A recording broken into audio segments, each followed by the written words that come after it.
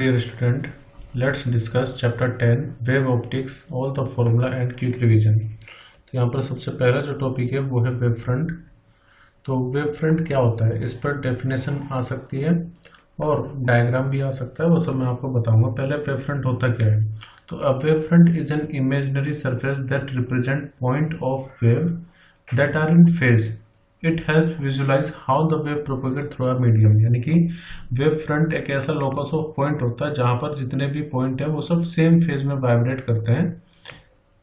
Type of wave front, जैसे spherical wave front होता है, पॉइंट सोर्स से बनता है।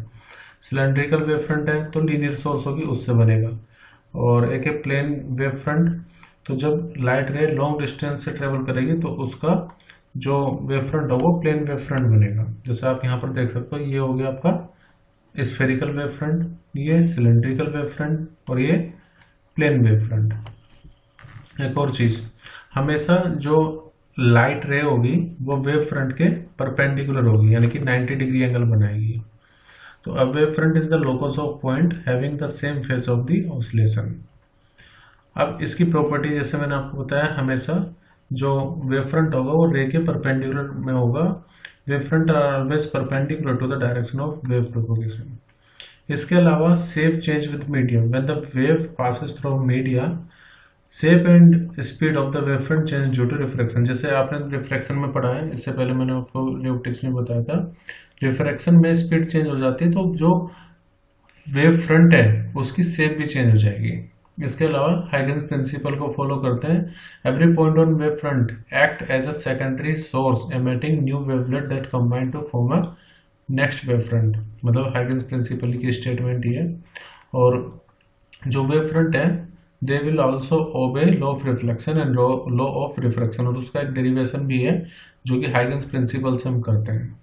अभी हाइगन्स प्रिंसिपल क्या है, तो every point according to Huygens principle, every point on a wave front act as a source of secondary spherical wavelet. यानी कि हर एक पॉइंट किसी भी वेव फ्रंट पर वो एक न्यू सोर्स की तरह काम करता है, which spread out in all direction, जो कि हर डायरेक्शन में फैलेगा with the same speed as of the wave. The new wave front at any later time is the envelope of this secondary wavelet. यानी कि जो ये वेवलेट होगा वो हमेशा फॉरवर्ड डायरेक्शन में प्रोसीड करेगा और हर एक पॉइंट वेव फ्रंट पर वो एक न्यू सोर्स की तरह काम करती है। सो अगर हाइगन्स प्रिंसिपल आता है तो उसकी ये स्टेटमेंट होगी।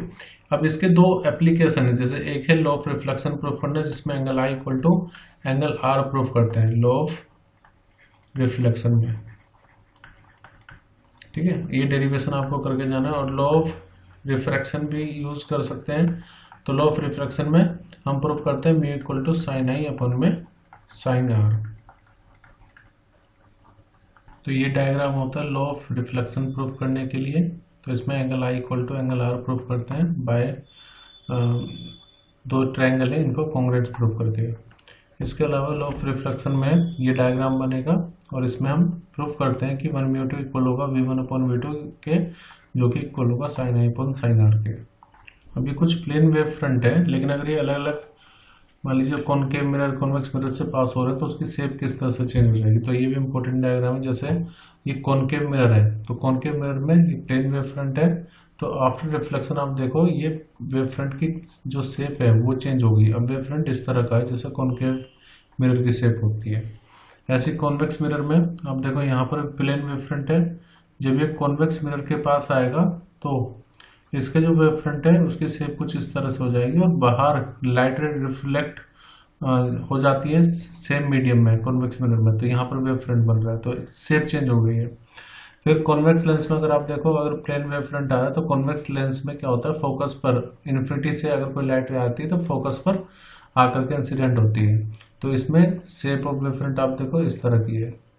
फिर कॉनकेव लेंस में इन्फिनिटी से आ रही है तो लाइट रेस यहीं पर फोकस हो जाती है, एक्चुअली ये डाइवर्ज करता है, तो ये इसका वेव फ्रंट है। अब ये डॉट डॉट से डिनोट कर रखा है, इसका मतलब ये है कि वो इमेजिनरी वेव फ्रंट है यहाँ पर। इसके अलावा अगर मान लो कोई प्रिज्म से वेव फ्रंट पास हो रहा है तो उसकी भी डायरेक्शन चेंज हो जाएगी।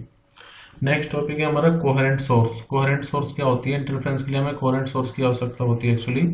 तो कोहेरेंट सोर्स होती है वो सोर्स जिसमें जो लाइट है उसकी जो फ्रीक्वेंसी और वेवलेंथ है वो सेम रहे, सेम फेज में रहे, या कांस्टेंट फेज डिफरेंस होना चाहिए। तो coherent source of light are दो source of light which emit light wave of the same wavelength, same frequency and in same phase और having a constant phase difference. तो ये चार प्रॉपर्टीज की होती है, वेवलेंथ और फ्रीक्वेंसी सेम, सेम फेज में या फिर कांस्टेंट फेज डिफरेंस में ये वाइब्रेट करना चाहिए। तो ऐसे सोर्स को हम कोहेरेंट सोर्स कहते हैं। और जो अगला टॉपिक है हमारा इंटरफ्रेंस, इंटरफ्रेंस या कह लो सस्टेनेबल इंटरफ्रेंस के लिए हमें कोहेरेंट सोर्स की आवश्यकता होती है। नेक्स्ट टॉपिक है हमारा interference of wave, the phenomena of one wave interfering with each other and resulting redistribution of energy in space around the two surface of disturbance is called interference of wave। यानी कि interference में दो wave आपस में super impose करती हैं और energy का रीडिस्ट्रीब्यूशन होता है, तो इस पूरे प्रोसेस को हम इंटरफेरेंस ऑफ वेव कहते हैं। लेट हमारे पास दो वेव हैं, y1 डिस्प्लेसमेंट है फर्स्ट वेव का जो कि a1 sin ओमेगा t है, और y2 है सेकेंड वेव का डिस्प्लेसमेंट जो कि है a2 sin omega t plus में फाई। दो वेव तभी इंटरफेयर करेंगी जब दोनों वेव्स की जो फ्रीक्वेंसी है सेम रहे। तो जो रिजल्टेंट वेव आएगी वो इन दोनों के सुपरपोजिशन से आती है y1 प्लस y2 से। तो अगर हम इन दोनों को ऐड करें तो जो रिजल्टेंट वेव आएगी वो आएगी a sin omega t plus में फाई। इसका मतलब ये है कि जो रिजल्टेंट वेव होगी, एक्चुअली थीटा होगा, जो रिजल्टेंट वेव होगी उसकी जो फ्रीक्वेंसी है वो भी सेम ही रहेगी जो इंडिविजुअल वेव की फ्रीक्वेंसी थी, यानी कि ओमेगा। हाँ, उसका एम्पलीट्यूड कुछ और होगा, और जो एम्पलीट्यूड होगा रिजल्टेंट वेव का, A is amplitude of resultant wave.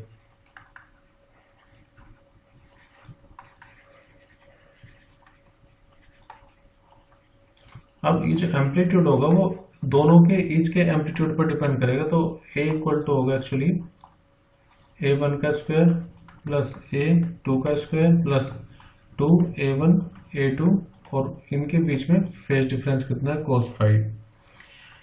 एक और चीज, जो इंटेंसिटी होती है वो डिपेंड करती है एम्पलीट्यूड के स्क्वायर पर।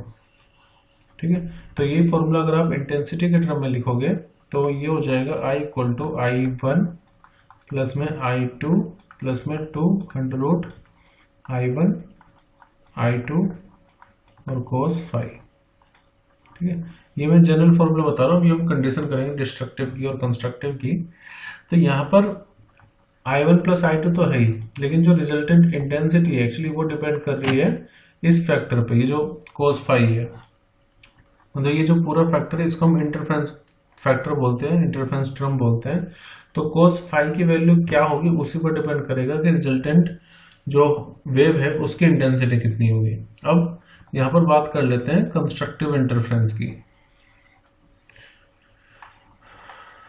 कंस्ट्रक्टिव इंटरफेरेंस, देखो कंस्ट्रक्टिव इंटरफेरेंस का मतलब ये है कि आपको जो फ्रिंज मिलेगी वो ब्राइट मिलेगी, इंटेंसिटी वहां पर रहेगी मैक्सिमम। तो अब इंटेंसिटी मैक्सिमम होने का जो फैक्टर है वो cos फाई पर डिपेंड कर रहा है। तो cos फाई जो है उसकी मैक्सिमम वैल्यू कितनी होती है, 1 होती है। और ये किस एंगल पर होगी, जब एंगल या तो 0 डिग्री हो या फिर 2 पाई हो या फिर 4 पाई हो। तो एक तरह से हम ये कह सकते हैं कि जब जब एंगल 0, 2 पाई, 4 पाई होगा तो आपको कंस्ट्रक्टिव इंटरफेरेंस मिलेगा। इसके अलावा एक रिलेशन होता है फेज डिफरेंस और पाथ डिफरेंस में। ठीक है, वो क्या होता है वो बता दूं मैं। Actually 2 pi upon lambda into में पाथ डिफरेंस इक्वल होता है फेज डिफरेंस फाई के। ठीक है, तो यहां से फाई तो हमें पता चल गया 0, 2 पाई, 4 पाई होगा। पाथ डिफरेंस की कंडीशन क्या होगी, तो हम ये कह सकते हैं जब पाथ डिफरेंस आपका ये कैसा आएगा, इस फॉर्मूले रखा है। जैसे आप अगर 0 रख रहे हो तो पाथ डिफरेंस 0 आ जाएगा। अगर आप यहाँ पे लिख रहे हो 2 पाई तो 2 पाई से 2 पाई कटेगा, पाथ डिफरेंस आ जाएगा फिर लैम्डा या फिर 2 लैम्डा या फिर 4 लैम्डा। तो एक तरह से हम कह सकते हैं जब जब जो पाथ डिफरेंस है वो n टाइम से लैम्डा के, तो आपको कंस्ट्रक्टिव इंटरफेरेंस मिलेगा। ये तो हो गया पाथ डिफरेंस की बात। और अगर एंगल 0, 2 पाई, 4 पाई है तो तब भी आपको कंस्ट्रक्टिव इंटरफेरेंस मिलेगा। ठीक है। तो पाथ डिफरेंस की कंडीशन ध्यान रखनी है और फेज डिफरेंस की कंडीशन भी ध्यान रखनी है। ये कंडीशन है कंस्ट्रक्टिव इंटरफेरेंस के लिए। अब बात कर लेते हैं डिस्ट्रक्टिव इंटरफेरेंस की।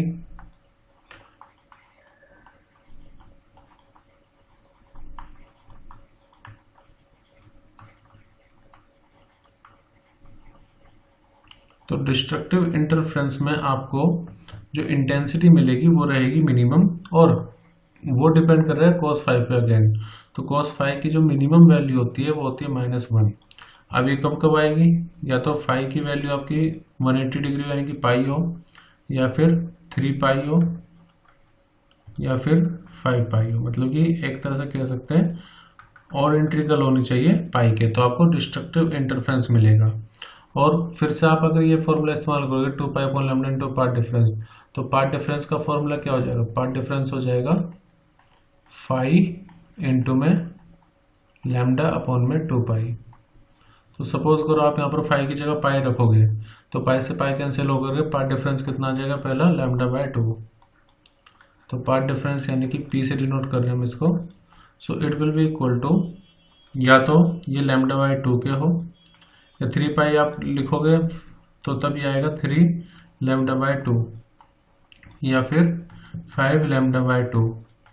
तो इस तरह से मैं कह सकता हूँ कि इन जनरल जो पाथ डिफरेंस है P वो 2n-1 लैम्डा बाय 2 के मल्टीपल में अगर है तो आपको डिस्ट्रक्टिव इंटरफेरेंस मिलेगा। So this is the condition for the destructive interference. Constructive interference के लिए जो एंगल है या फेज डिफरेंस है वो 0, 2 पाई 4 पाई होगा, और पाथ डिफरेंस होगा n लैम्डा के। डिस्ट्रक्टिव इंटरफेरेंस में path difference 2n-1 lambda by 2 के होगा, और जो फेज डिफरेंस है वो ऑड मल्टीपल होगा पाई का। अब फाइंड करते हैं मैक्सिमम और मिनिमम इंटेंसिटी। देखो आई मैक्स जो होगा वो तब होगा जब फाई की वैल्यू 0 डिग्री या फिर 2 पाई 4 पाई हो। तो आई मैक्स इक्वल टू किसके होगा, देखो हमारे पास formula I1 plus I2 plus में 2 अंडर रूट I1 और I2, ये जनरल फॉर्मूला है। यहाँ पर दोनों पे रूट भी आप लिख सकते हो। अब मैक्स अगर है तो इसका मतलब cos फाइव की वैल्यू 1 रहेगी, ठीक है। तो इसी को आप ऐसे भी लिख सकते हो, I max equal to under root I1 plus under root I2 का होल स्क्वायर, ठीक है। इसी तरह से अगर आप आई मिनिमम लिखोगे तो यहाँ पर क्या होगा, बस यहाँ पर माइनस आ जाएगा, तो उसके लिए हो जाएगा I1 minus under root I2 इसका स्क्वायर। तो बहुत सी बार इंटेंसिटी दे करके पूछ लेता है मैक्सिमम टू मिनिमम इंटेंसिटी का रेशियो क्या होगा। So it will be equal to under root I1 plus में अंडर रूट I2 अपॉन में अंडर रूट I1 प्लस में, सॉरी यहाँ पर अब माइनस आएगा,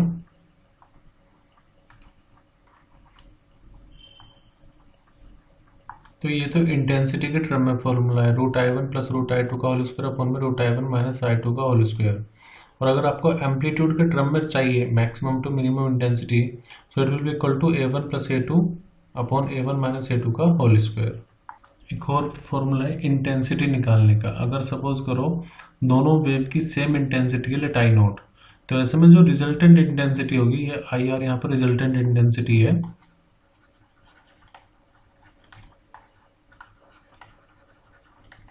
सो it will be equal to 4 times I naught cos square 5 upon 2। ये ध्यान रखना है एंगल जो भी फेज डिफरेंस उसका हाफ करना होगा। So this is one of the important formula. जो मैंने आपको अभी फॉर्मूला बताया एक्चुअली कई बार क्वेश्चन भी आ चुका है। जैसे इस तरह से क्वेश्चन पूछा जाता है, region of illuminated by two source of light, the intensity I at each point is found to be equal to I1 and I2। Sorry ये क्वेश्चन है प्रॉब्लम 5। जैसे two monochromatic waves emitting from two different sources have the displacement y1 equal to a cos omega t, y2 equal to a cos omega t plus phi। देखो यहाँ पर a और a दोनों की जो amplitude है वो सेम है, where phi is the phase difference, so that the resultant intensity at a point due to superposition is given by। तो जो रिजल्टेंट इंटेंसिटी ये प्रूफ करना है 4I0 cos स्क्वायर 5/2 है। तो ये कब होगा फॉर्मूला, या तो मतलब इंटेंसिटी सेम हो, और इंटेंसिटी सेम तभी होगी जब एम्पलीट्यूड भी दोनों वेव के जो सुपर इम्पोज कर रही है उनके एम्पलीट्यूड सेम है। तो ठीक है, तो ये इंपॉर्टेंट फॉर्मूला डायरेक्टली भी 1 नंबर का क्वेश्चन भी इससे बन सकता है। Next is Young's double slit experiment, जिसमें हम पोजीशन फाइंड करते हैं कि कहाँ पर हमें ब्राइट या डार्क फ्रिंजेस मिलेंगी। तो इसमें जो फॉर्मूला हम टाइप करते हैं तो पार्ट डिफरेंस का फॉर्मूला आता है एक्स डी अपॉन में डी। अब यहाँ पर पी क्या है, पार्ट डिफरेंस है। जो कैपिटल डी है वो है separation between screen and slit, ये स्क्रीन है और ये स्लिट है। जो स्मॉल डी यहाँ पर वो है दोनों स्लिट के बीच का separation. Lambda wavelength of light होगा और एक्स होगा पोजीशन ऑफ फ्रिंज। तो ये पाथ डिफरेंस का फॉर्मूला है in terms of the position. और पहले मैंने आपको बताया हुआ है कि अगर कहीं पर कंस्ट्रक्टिव इंटरफेरेंस हो रहे हैं तो कंस्ट्रक्टिव इंटरफेरेंस के लिए पार्ट डिफरेंस एन लैम्डा होता है, और डिस्ट्रक्टिव के लिए जो पार्ट डिफरेंस होता है वो होता है P इक्वल टू 2n-1 λ/2। तो अब हम पोजीशन x और लैम्डा के बीच में रिलेशन फाइंड करते हैं by putting both of them equal. जैसे कंस्ट्रक्टिव के लिए पार्ट डिफरेंस कितना है, n लैम्डा। तो n लैम्डा को हम x d अपॉन डी के इक्वल जब पुट करेंगे तो हमारे पास जो जनरल फॉर्मूला आएगा x का, that is position of bright fringes. So वो फॉर्मूला होगा n lambda capital D upon में स्मॉल d। ये भी एक इम्पोर्टेंट फॉर्मूला है। तो position of nth bright fringe का फॉर्मूला होगा n लैम्डा d अपॉन में स्मॉल d। n क्या है, ऑर्डर ऑफ फ्रिंज की, फर्स्ट सेकंड थर्ड इस तरह से। और ब्राइट फ्रिंजेस में क्या होता है, n की वैल्यू हम 0 से स्टार्ट करते हैं। तो एक्चुअली सेंटर पे आप अगर देखो तो आपको ब्राइट फ्रिंज मिलेगी। तो आप ये ग्राफ में भी देख रहे हो मैक्सिमम इंटेंसिटी यहाँ पर मिल रही है सेंटर पे। उसके बाद आपको कंसेक्यूटिवली डार्क ब्राइट फ्रिंजेस मिलेंगे दोनों तरफ। अब इसी फॉर्मूले को जो आपका 2n-1 λ/2 है, जब आप इसको लिखोगे x d अपॉन डी के इक्वल, तो आपको position of nth dark fringe मिलेगी। तो ये फॉर्मूला हो गया position of nth dark fringe का 2n-1 λ d अपॉन में 2d। अब नेक्स्ट फॉर्मूला फ्रिंज विड्थ है। तो फ्रिंज विड्थ का फॉर्मूला आता है लैम्डा कैपिटल D अपॉन में स्मॉल d। इसमें कंफ्यूज मत होना, ऊपर बड़ा D रहेगा, जो बड़े होते हैं उनको पहले लाओ, जो छोटे होते हैं वो बाद में नीचे आएगा स्मॉल d। बाकी मैंने आपको बता दिया कैपिटल D और स्मॉल d क्या होता है। सो फ्रिंज विड्थ वेव लेंथ पर डिपेंड करता है डायरेक्टली। तो अलग कलर होगा तो फ्रिंज विड्थ भी अलग होगी। इसके अलावा डायरेक्टली डिपेंड करता है कैपिटल D पर, और इनवर्सली डिपेंड करता है स्मॉल d पर। फ्रिंज विड्थ पे बहुत क्वेश्चन पूछे जाते हैं, तो ये फॉर्मूला इंपॉर्टेंट है। इसके अलावा अगर मान लो इस पूरे अपरेटस को आप किसी दूसरे मीडियम में परफॉर्म कर रहे हो, तो ऐसे में जो फ्रिंज विड्थ होगी उस पर्टिकुलर मीडियम में, वो जितनी फ्रिंज विड्थ आपकी एयर में थी अब उसके 1/μ टाइम्स हो जाएगी। ठीक है, यहाँ पर जो म्यू है वो है रिफ्लेक्टिव इंडेक्स ऑफ मीडियम, और बी एम है fringe width in that medium, b naught है फ्रिंज विड्थ इन एयर। तो 1/μ टाइम्स हो जाएगी, फ्रिंज विड्थ कम हो जाएगी। Now angular position of nth bright fringe के लिए देखो, जैसे आपका पोजीशन का फॉर्मूला था, बस आपको करना क्या है, यहाँ से कैपिटल D रिमूव कर देना है। ठीक है, तो अब फॉर्मूला आएगा आपका थीटा का। तो theta equal to n lambda upon d, और डार्क के लिए 2n-1 लैम्डा अपॉन में 2d। नेक्स्ट है ग्राफ, जो कि इंटरफेरेंस पैटर्न का ग्राफ है, और इंटेंसिटी वर्सेस जो पार्ट डिफरेंस है उसका है। सेंटर पे आपको ब्राइट मिलेगा जब x इक्वल टू 0 होगा। फिर आपको डार्क कब मिलेगा, जब लैम्डा d अपॉन 2d होगा दोनों तरफ, तो ये डार्क हो गया। फिर 3 लैम्डा d अपॉन 2d पर अलग जो सेकंड डार्क होगा वो मिलेगा दोनों तरफ। तो इंटरफेरेंस में क्या होता है, जितने भी आपको ब्राइट फ्रिंजेस मिल रही है उन सब की जो इंटेंसिटी होगी वो सेम रहेगी। हालांकि डिफ्रैक्शन में ऐसा होता नहीं, डिफ्रैक्शन में बाकी जो आपको फ्रिंजेस मिलेंगी वो डार्क, मतलब कि उसमें जो इंटेंसिटी है वो कम होती जाती है दोनों तरफ, बट इंटरफेरेंस पैटर्न में ये इंटेंसिटी सभी की सेम रहेगी आइडियल केस में। तो ये ग्राफ भी इंपॉर्टेंट रहेगा। एक और चीज, ये तो मैंने आपको बता दिया कि इंटेंसिटी एम्पलीट्यूड के स्क्वायर पर डिपेंड करता है, साथ ही साथ जो इंटेंसिटी है वो विड्थ पर भी डिपेंड करेगा, स्लिट की विड्थ कितनी है। ठीक है, तो I1/I2 इक्वल होगा W1/W2 के इक्वल होगा A1 का स्क्वायर अपॉन A2 के स्क्वायर के।